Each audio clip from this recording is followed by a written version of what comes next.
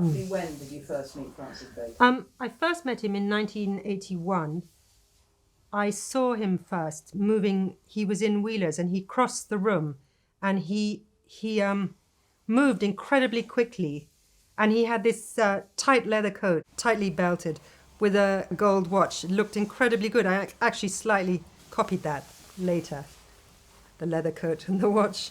But he was moving. I know he was, I don't know how old, but his movement was so kind of quick, and he looked like an amazing type of bird that was about to go extinct, and he was the last one left. And he definitely had an air about him, even if you didn't know what he did, that was unlike someone one had seen before, and these quick movements. And you knew about him beforehand? I knew about him. I first saw a Francis Bacon painting when I was 16 in the Tate Gallery, and I can remember the effect it had on me when I first saw it.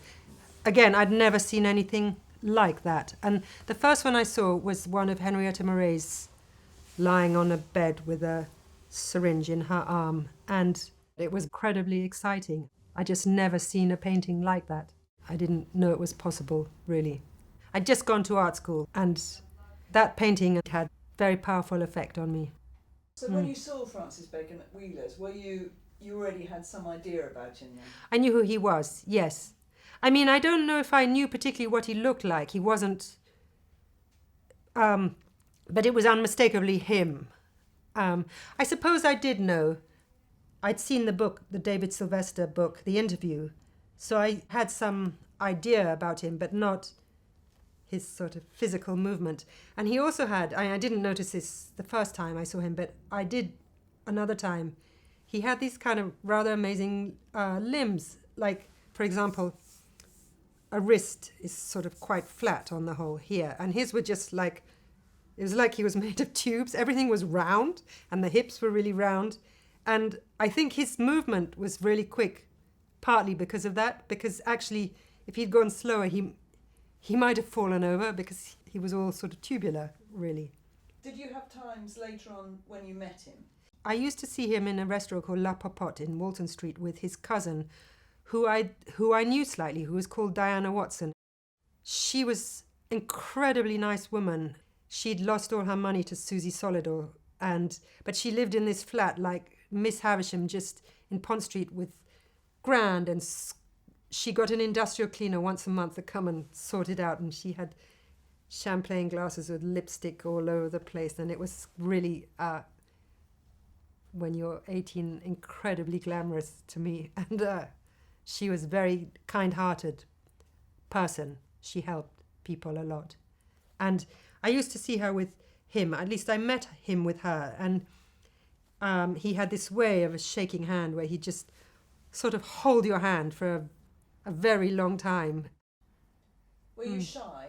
No, I wasn't really shy. I don't really know why, because I am quite shy. Maybe we'd had lunch, maybe, and some wine. And also, I did love Francis's paintings so much. It's always difficult to not be embarrassing, but show that you do really appreciate what someone wants without making an idiot of yourself. But he seemed to take it that way, which was a relief. That could have depended on his mood, maybe. I have seen him be quite ferocious to people, and I'd certainly heard he could be, but that it didn't happen that day.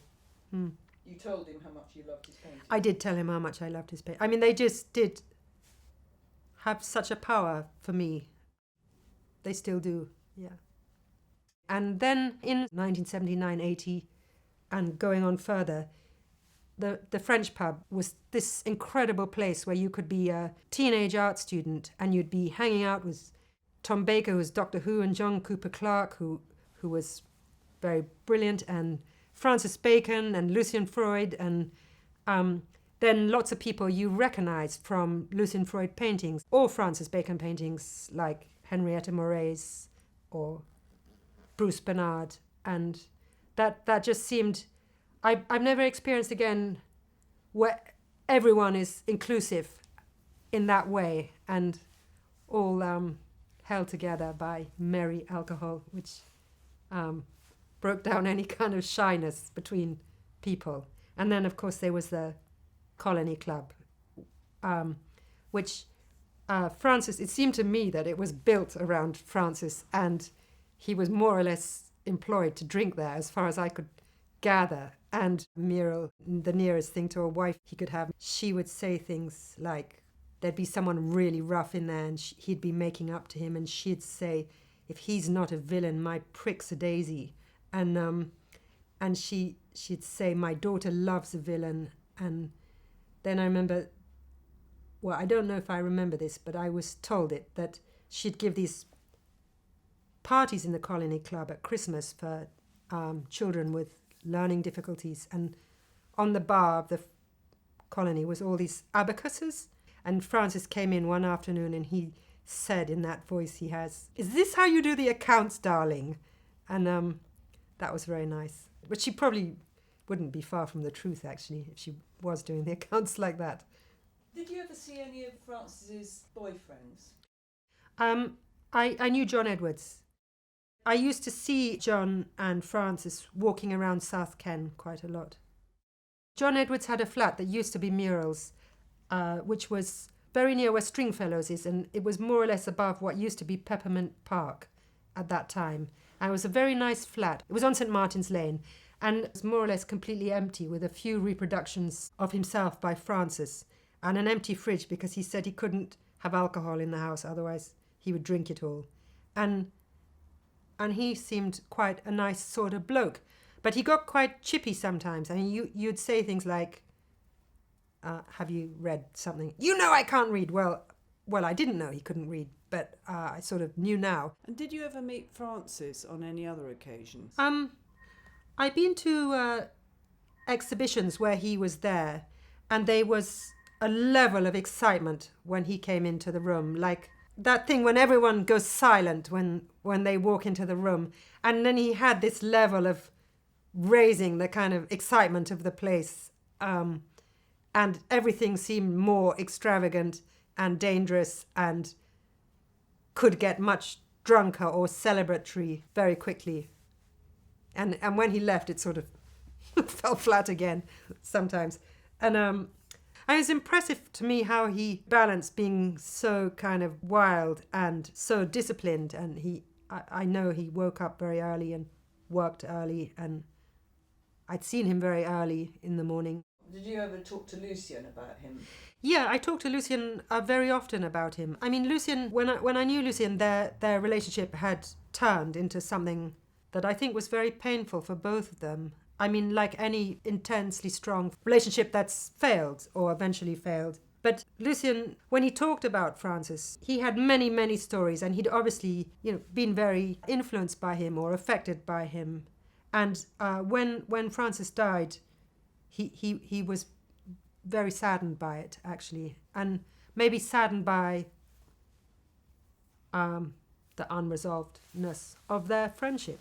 I asked him about that, and he said he was very sad, felt, which is not something he said very much, actually. I think Francis certainly had a huge influence on his life and on his painting, and there was a clear point where his painting changed direction.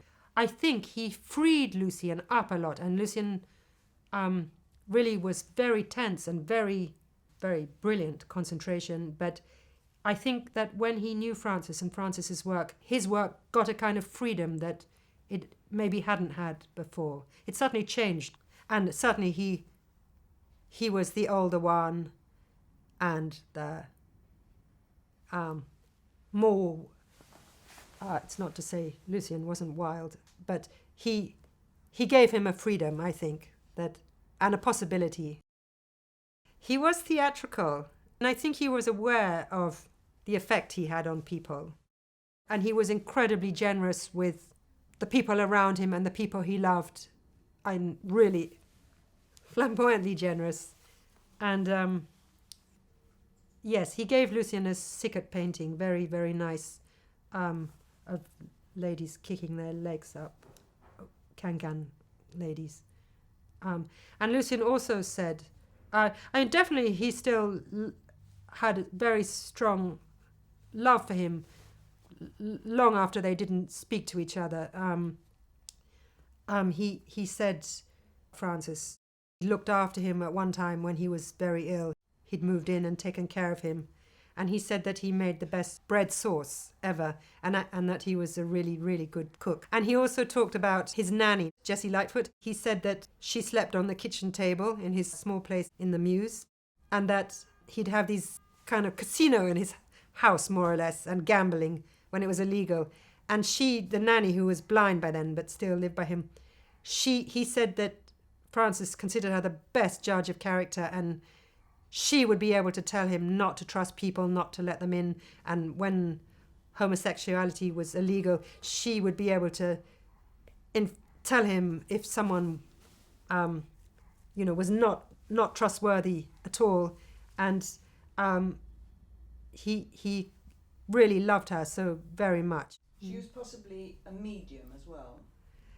Yeah, well, I like the sound of that too.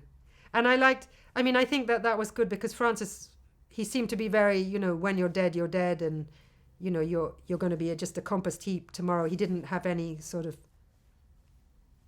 faith other than the present. I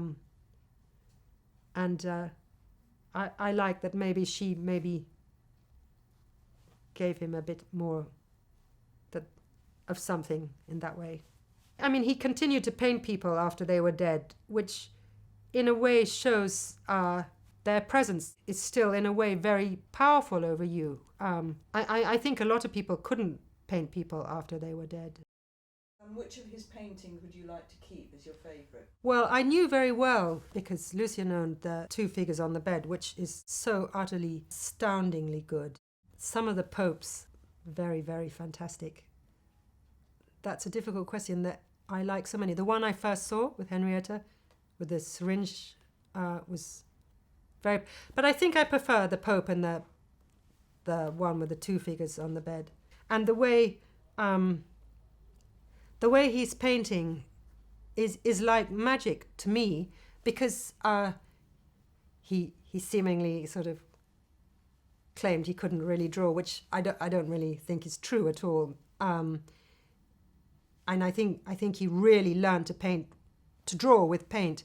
But he has this magic where he learned a lot from Velázquez, but he sort of can do that, and the eye sockets and contours and forms. And I think that, for me, that's very liberating, because if you paint people or portraits and you're struggling like mad, to be able to see it like he did, which is really seeing it more like a sculptor would see it than a painter. He really is thinking about contours and sockets and the sort of disjointing of them, and they still have this effect that they're like nothing else I know, and the space in them and the psychological state the people are in and the rooms they're in and their nervousness, and nothing is outside or in fresh air, or very, very, very little. And the sort of intensity of the people, what's going on inside them, is heightened by the space. I've still seen nothing like them, really. I mean, nothing so powerful in that way.